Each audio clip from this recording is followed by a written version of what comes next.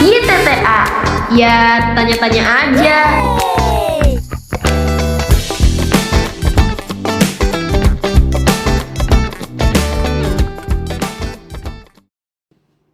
Cik, lu pernah gak lagi doa kayak lu udah nangis darah, lu curhat sama Tuhan, tapi rasanya tuh kayak lu ngomong sama tembok, kayak Tuhan tuh gak dengar?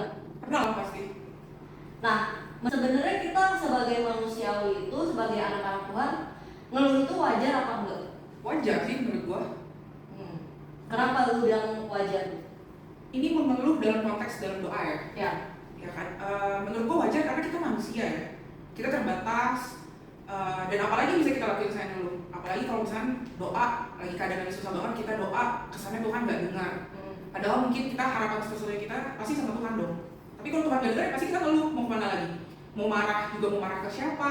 Mau ngelakuin hal yang lain juga mau ngelakuin apa? Nggak bisa. Jadi menurut gua ngeluh wajar sih. Manusiawi banget sih hal itu. Lu tahu kitab Mazmur kan? Tahu. Nah, kitab Mazmur itu kan totalnya ada 150 pasal, Ya, kitab. segitu Ya, itu lah aja. 150 gitu. Fun fact-nya adalah 40% dari pasal-pasal itu isinya tuh semua keluhan.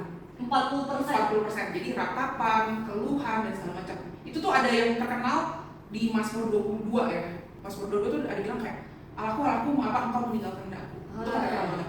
Terus ada lagi yang bilang kayak ya Allahku, aku berseru-seru pada waktu siang, tetapi engkau tidak menjawab. Itu sebenarnya kita mengeluh. Itu ada tertulis dalam Alkitab.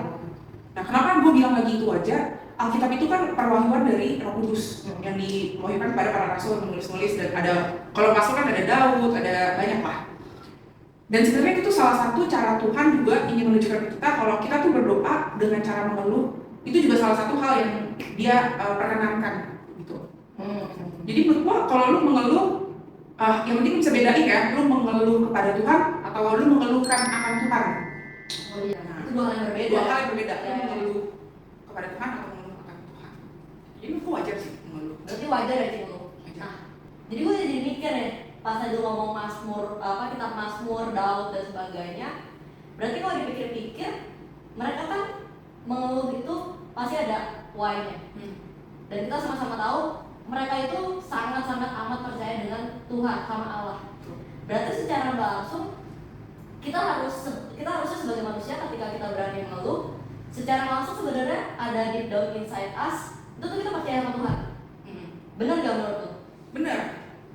Karena kita pakai filosofi ini aja ya. Sebenarnya ini generik banget, klasik banget orang selalu ngomong kita kalau doa sama Tuhan tuh berdoalah seperti anak kecil. Ada ayat kita kan kayak doa yang paling dengar itu doa yang seperti anak kecil. Sebenarnya enggak literally ya. Ini pemaknaannya banyak lebar, tapi kalau gue tarik ke sini arahnya tuh lebih ke arah kalau kita berdoa pada Tuhan kita bawa sikap hati kita sebagai anak kecil kepada bapaknya. Sekarang gini, lu waktu kecil misalnya nggak usah jauh deh, lu nggak bisa buka botol, lu minta tolong papa lu bukain, bener nggak? Atau mama atau siapapun orang yang lebih dewasa dari kita, aduh susah nih bukain dong. Sebenarnya itu part of mengeluh.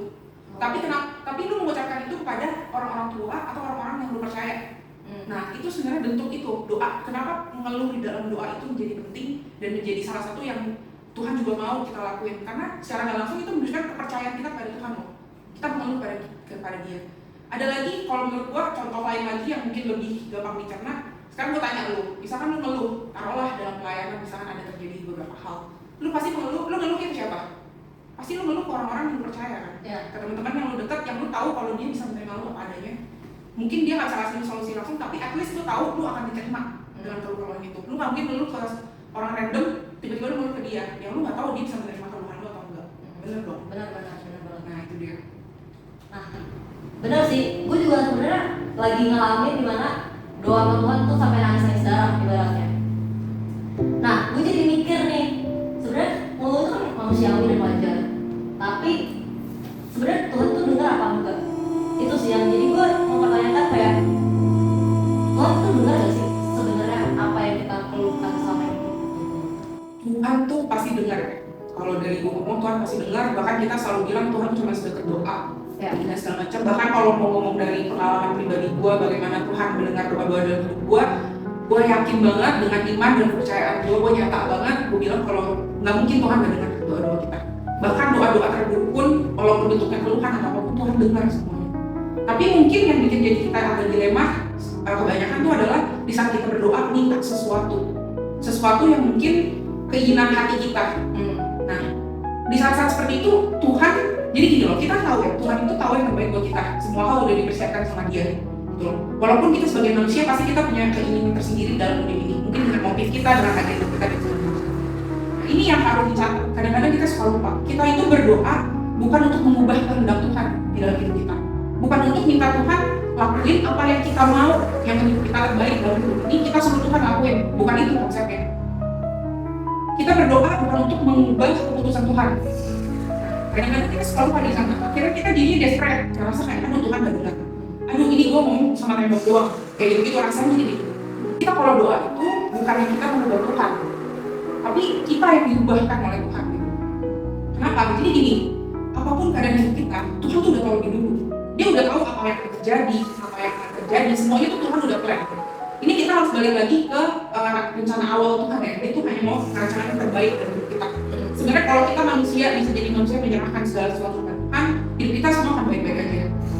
Tapi kuncinya kan sulit, karena kita manusia berkedagingan, berkeinginan, dan segala macam akhirnya merasa ya dengan segala kesulitan-kesulitan itu. Pasti kan pertanyaan kayak, ya udah kalau misalkan kita lagi berdoa sama Tuhan, doa yang gak dijawab-jawab, kita harus apa? Kita harus ngapain lagi? Pasti ada pertanyaan kayak gitu kan? Gue akan bilang, ya seperti yang Alkitab sudah tuliskan, karena dari gereja sudah ajarkan kepada kita, dari semua history dan segala macam, yang kita perlu lakukan adalah kita tetap berdoa aja. Kita tetap bersyukur, kita tetap memuji-muji kebaikan Tuhan dalam keadaan apapun.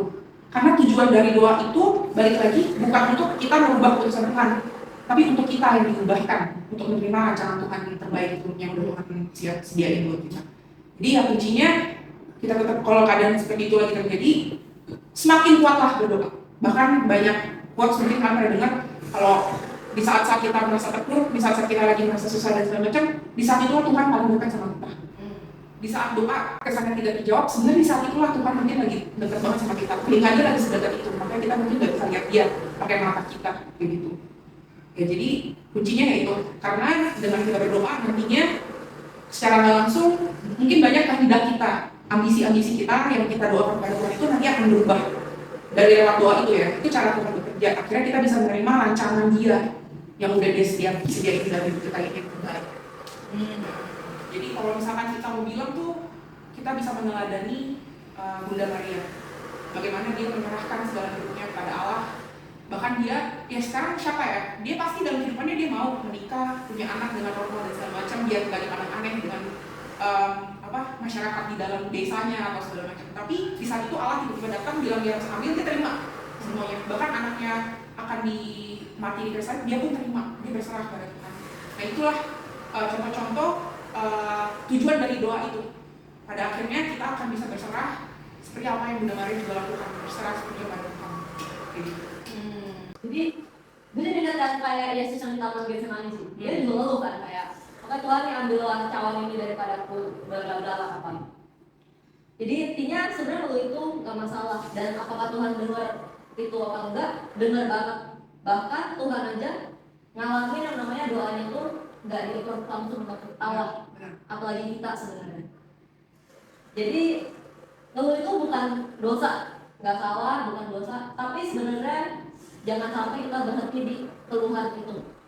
Tapi kita bisa bawa ke Tuhan dan percaya meski kita gak selalu di saat kita ngeluh langsung ada jawaban, tapi kita harus serahin ke Tuhan, belajar serahin ke Tuhan. Setuju. Tuhan mungkin diam, tapi bukan berarti dia jauh. Sampai jumpa di YTTA, ya tanya-tanya aja. YTTA, ya tanya-tanya aja.